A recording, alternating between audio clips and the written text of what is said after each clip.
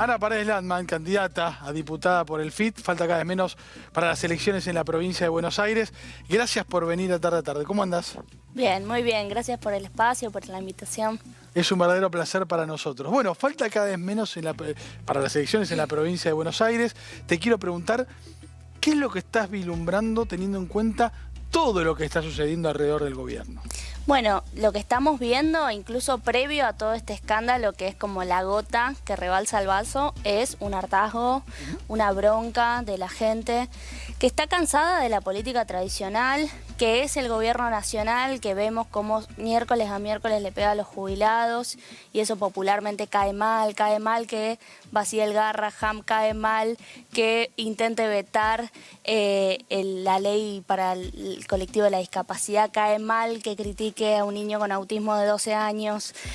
Todo eso cae pésimo porque, bueno, hay mucha gente que apostó al gobierno pensando que iba a ir contra la casta y no pensando que la casta eran, para su punto de vista, los jubilados de la discapacidad. Entonces hay bronca con el gobierno nacional. Pero en el caso de la provincia, donde la mayor cantidad de intendentes son del PJ, en mi caso yo soy de La Matanza, soy concejal del distrito, gobierna Espinosa hace muchos años, el gobernador es Kicillof. Bueno, hay bronca también contra esos sectores por deudas acumuladas, ¿no?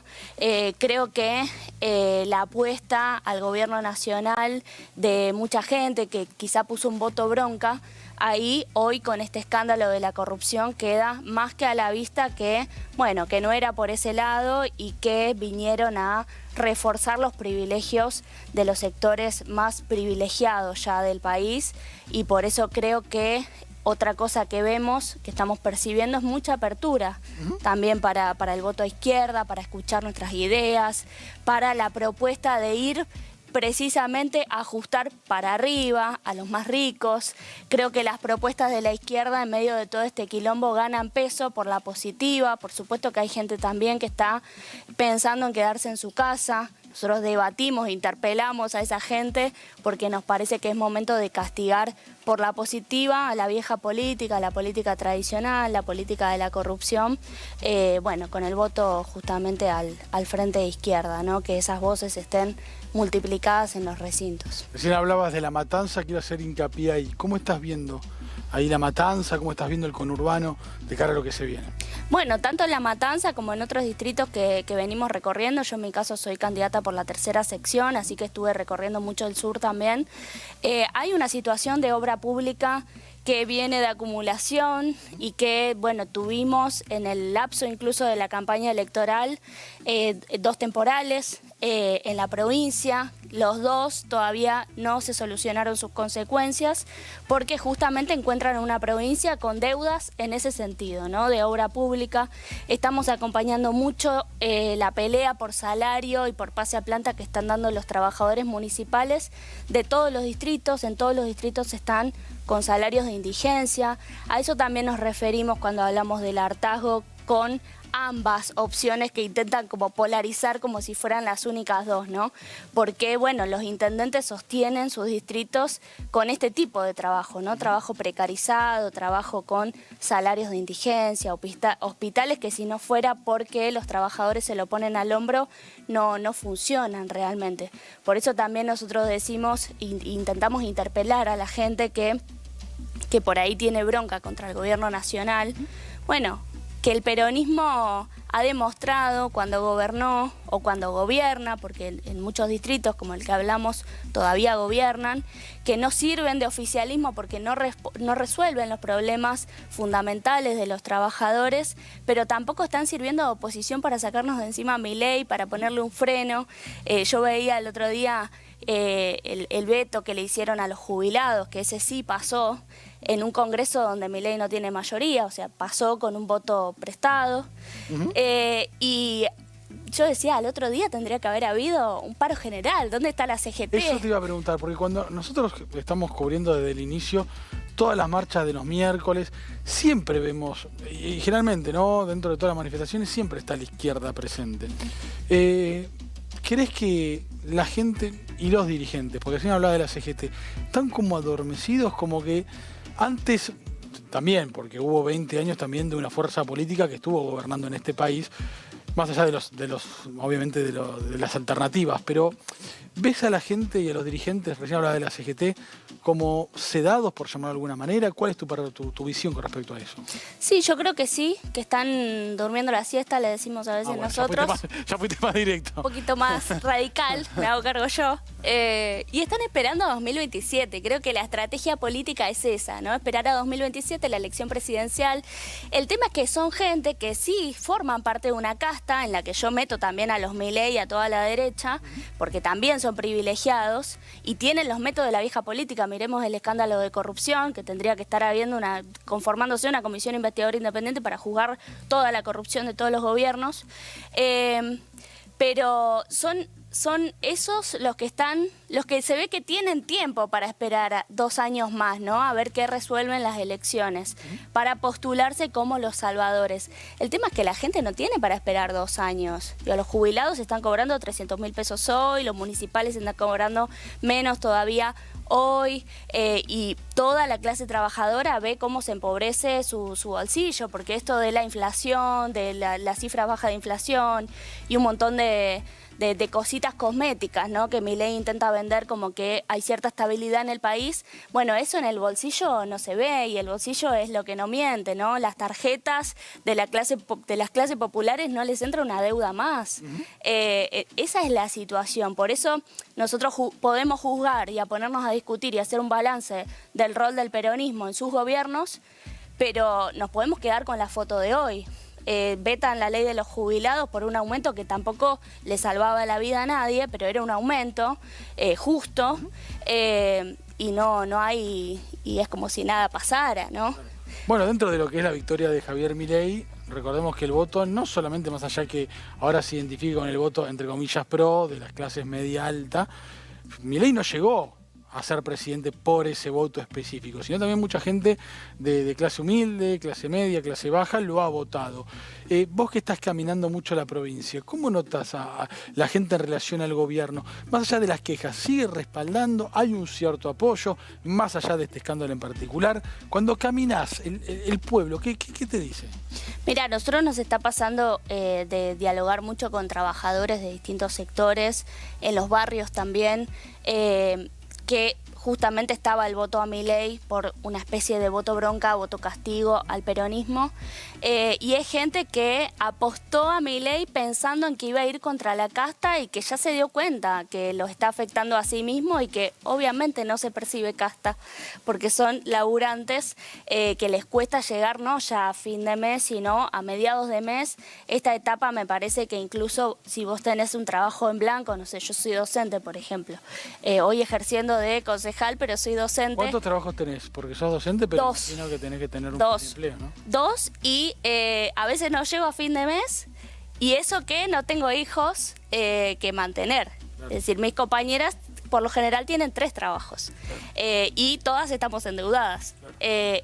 Y aún así ese es un trabajo donde tenemos una serie de conquistas que otros trabajadores no tienen. Creo que esta etapa del capitalismo también nos muestra un fenómeno de los trabajadores pobres, ¿no? Y creo que por eso también es la bronca, y creo que en este país y en esta provincia, que es la provincia más rica del país, hay condiciones para que sea de otra manera. No tenemos por qué estar trabajando en 2 trabajos y aún así no cubrir la canasta familiar. En el caso de mi distrito, por ejemplo, yo vengo llevando al Consejo Deliberante la situación de Galperín, que lo tenemos ahí en el mercado central de Tapiales, lo tenemos a Galperín.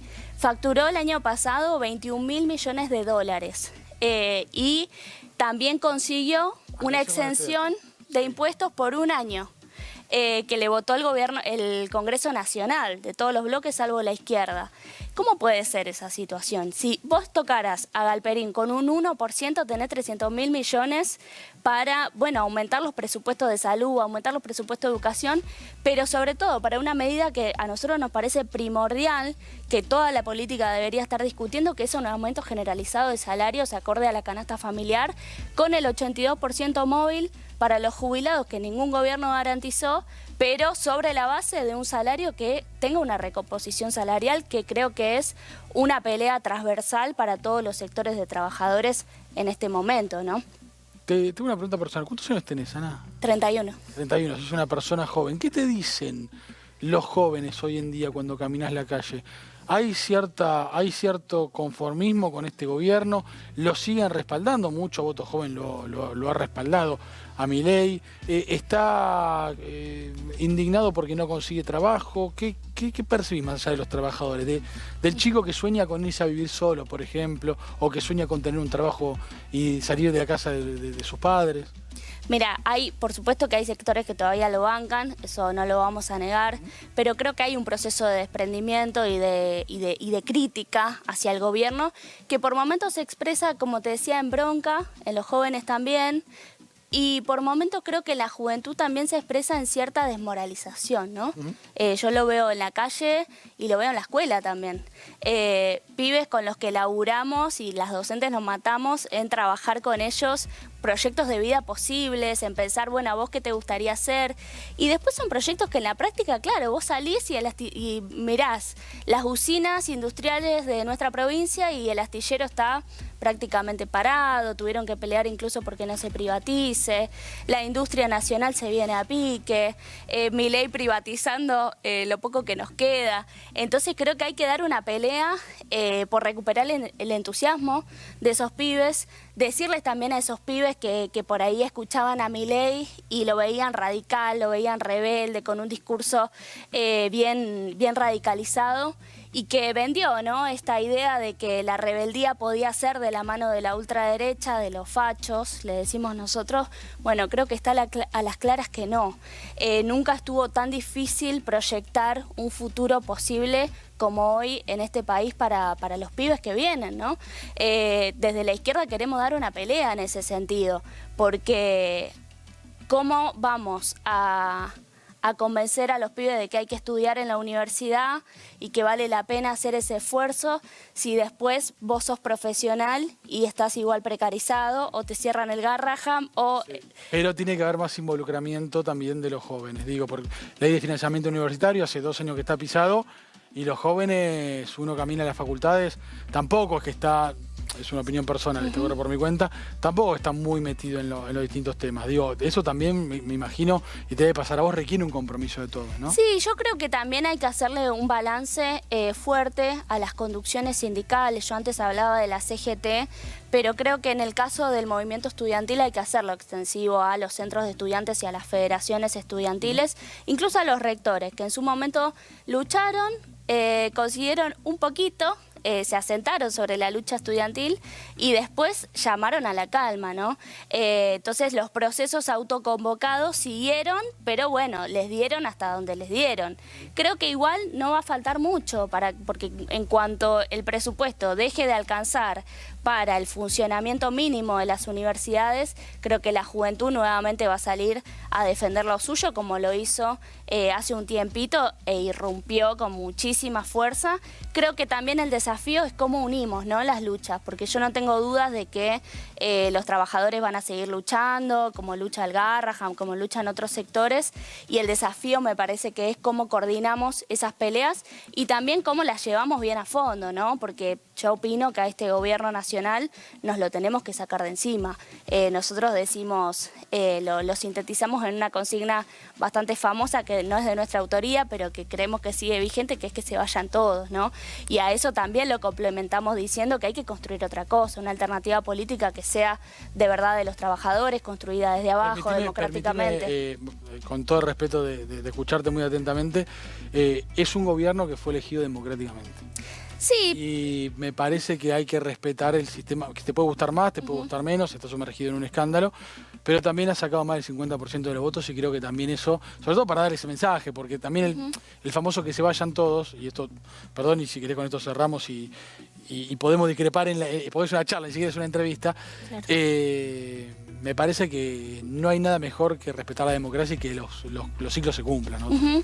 Sí, por supuesto nosotros llamamos a toda la gente a que haga uso del periodo electoral, del proceso electoral, llamamos a votar al Frente de Izquierda Unida y sí sabemos que fue electo democráticamente, pero que nosotros no creemos que, no solo lo decimos por Libra, que es un gobierno que hace o que hizo estafas, como la de la Andis también, sino que el gobierno todo es una estafa, porque su discurso de ir contra la casta nada tiene que ver con ponerle más regalías al campo, por ejemplo, o beneficiar a sectores de esa misma casta, ¿no? Entonces, consideramos que el gobierno de conjunto es una verdadera estafa.